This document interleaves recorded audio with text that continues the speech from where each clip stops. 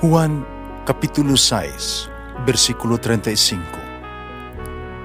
Si Jesus miingon kanila, "Ako mao ang pan nga naghatag sa kinabuhi.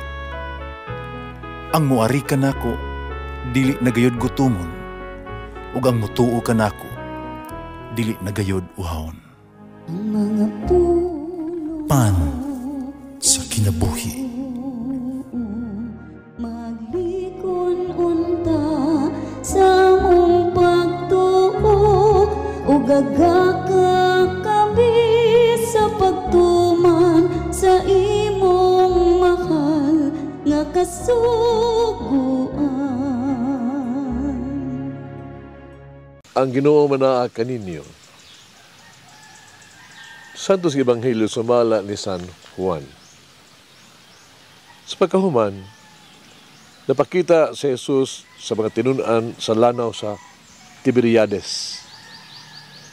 Si Simon Pedro, si Tomas, ang nganlag kaluha, si Nathaniel, nga taga Kana sa Galilea, ug ang mga anak ni Zebedeo, ang duha kalaing tinunan, nagkatipon. Imingon kanila si Simon Pedro, "Managat ko." Mitubag sila, "Manguyog mi." Nanlakaw sila, nanakay sakayan, para wala sila nakuha anang gabi una. Sa managmanag na, nagbarog si Jesus sa lapyahan, para wala sila makaila. Pusag gitawag sila ni Jesus, "Mga anak, may makaon ba kamo?" Itubag sila, "Wala." Ingon siya, "Itaktak ang pukot sa tuo nga sa sakayan. Makakuha ka mo jutay." Pagtaktak nila, di na sila makadaog pagbira sa pukot tungod kay sa kadaghan sa isda. Ang tinunan nga gihigugman ni Jesus miingon kang Pedro, "Ang Ginoo kana." Kining pulunga ang Ginoo siya. Nagsulob dayon si Pedro sa iyang biste kay hubo man siya tungod sa iyang trabaho. Milukso siya sa tubig. Ubang mga tinunan na nakay sakayan, na nagbira sa pukot, puno sa isda. Isla layo kayo sa baybayon, mga sa gatos lang kadupa ang gilayon. Sa pagdungog nila, nakita nila ang nabagang pagdunggo nila, nakita nila ang nabagang uling na adunay isda nga gisugba pila ka tinapay. Si Jesus miingon, "Padalag isda nga inyong nakuha." Misaka si Simon Pedro sa sakayan, gibira niya ang pukot sa baybayon. Napuno sa dagkong isda ang pukot, mga 153 kabuok. Bisan pa sa niini wala gayon magisi ang pukot. Si Jesus miingon, "Dali ka mo, mamahaw ta." Walay usa sa mga tinunan nga nakaako pa pangutanag, "Kinsa ka?" Nasayod sila nga ang Ginoo siya. Miduol si Jesus, gikuha sa tinapay, gibahin-bahin, o sa bang iyang gibuhat sa isda. Ikatulog kining higayon nga si Jesus mipakita siya mga tinunan human siya nabanhaw. Ang Ebanghelyo sa Ginoo. Pasalamati ang Ginoo kay siya maayo, ang iyang gugma mulungtad hangtod sa kahangturan. Pasalamati ang Diyos sa tanang mga Diyos, ang iyang gugma malungtaron. Pasalamati ang Ginoo sa mga Ginoo, ang iyang gugma balungtaron.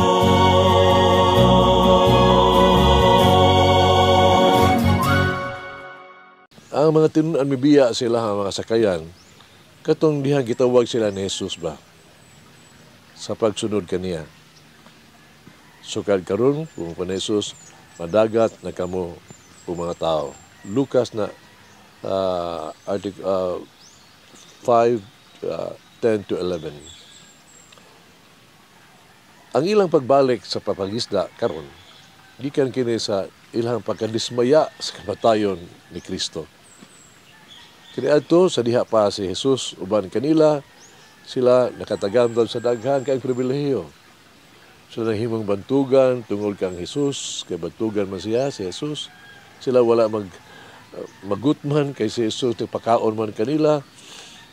Wala sila mubatig kapakyasan tungod kay diha sa ministeryo ni Jesus na aman ang suporta. Ilagay ning gitugutan si Judas Iscariote nga mahimong ilahang tesorero alang sa lain mga pundo sa nga madawat. Kini mga batir nga mga ngisda naghago sa tibuok gyud gabi apan walay nakuha. Ang ilang mga paningkamot kawang hangtod napakita si Jesus sa baybayon. Gisugo sila sa pagtaktak sila mga pukot sa tuo kabahin sa sakayan. Pung pa keep on exploring. Sa nakakuha na sila daghan kay mga isda, di na ganila mabira ang pukot. Ug kalipay sukad kani adto, wala na sila mabiya sa pagkig-uban ni Jesus.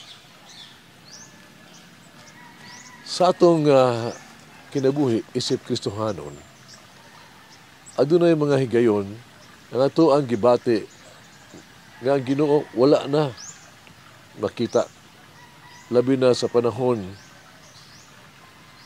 sa krisis.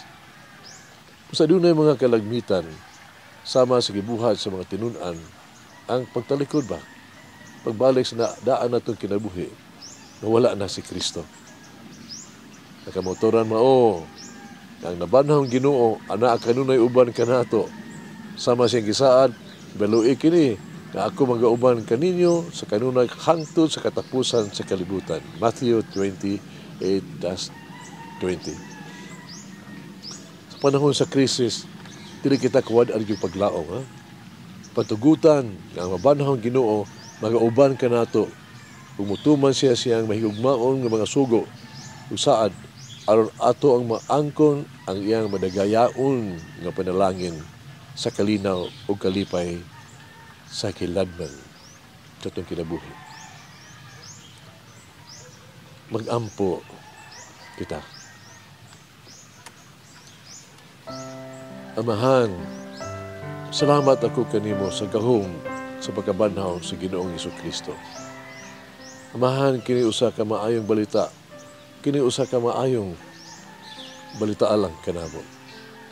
Ugahin lang kami o makadiyot karon ano lang magpasalamat kanimo. Salamat Ginoong Hesus na ikaw wala lamang mamatay sa krus alang sa mga sala kundi nabanhaw ka gikan sa mga patay aron kami makabaton ugon nga Kristohanong kinabuhi dinhi sa yuta sama sa langit. Amahan, tuguti ang tanan nga naglakaw sa gahom sa kamatuuran sa pagkabanhaw. Kung nag-ampo sa ngalan ni Jesus. Amen. Mama Mary, help me to rely upon Jesus alone. Manangin ng Diyos pagkagahom sa tanan, Amahan, Anak, Espiritu Santo. Amen. May the Lord of the divine mercy bless us all, heal us from all diseases and suffering. Ayun unta niya kita, tanang mga sakit na to sa lawas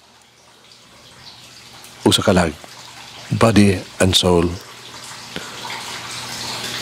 In the name of the Father, the Son, and of the Holy Spirit. Jesus, I trust in you. Amen. Whoever eats the bread of life will never hunger, says the Lord.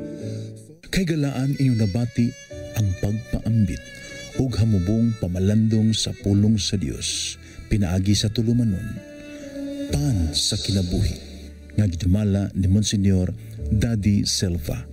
Hangtod na usab sa sunod higayon, daghang salamat.